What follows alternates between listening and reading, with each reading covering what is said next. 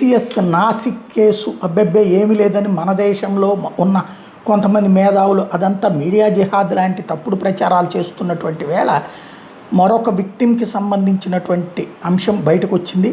రజా మెమన్ అనేటటువంటి వాడు టీమ్ లీడర్గా ఉండి లోన్స్ బ్రాంచ్ చూసుకునేవాడట. లోన్స్ బ్రాంచ్కి టీమ్ లీడర్.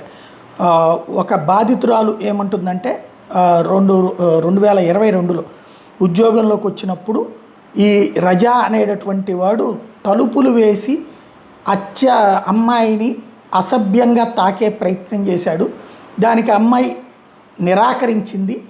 ఆ విషయాన్ని వెళ్ళి ఉన్నతాధికారులకు చెప్తే సీక్రెట్గా ఉంచండి, మీరు పరువు పోగొట్టుకుంటారు బయట అని చెప్పుకొచ్చారట.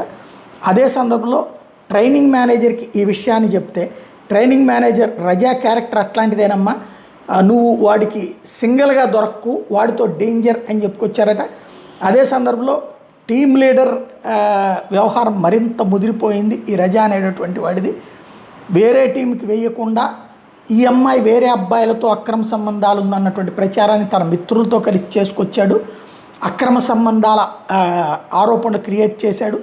ఈ విషయాన్ని అశ్విని చైనాని అనేటటువంటి ఆపరేషన్స్ మేనేజర్కి చెప్తే హెచ్ఆర్ లీడ్కి సంబంధించినటువంటి ఆయనకి చెప్తే ఇలాంటి వాటి విషయంలో బయటకి మాట్లాడితే ఇబ్బంది అవుతుంది అని చెప్పుకొచ్చారు.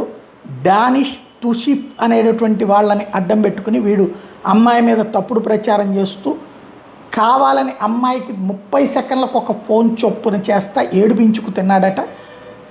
ఈ విషయం మీదన ఇప్పుడు అమ్మాయి ఇచ్చిన కంప్లైంట్ ఆధారంగా వాళ్ళ ఇళ్లలో చెక్ చేస్తే ఆ అమ్మాయి ఆధార్ కార్డు పాన్ కార్డు ఇప్పుడు వాళ్ళ దగ్గర దొరికింది. ఇది మరొక వ్యవహారం, అంటే ఎలాగ టీసీఎస్లో నిర్లక్ష్యంగా వ్యవహరించారనడానికి మరొక సాక్ష్యమైంది.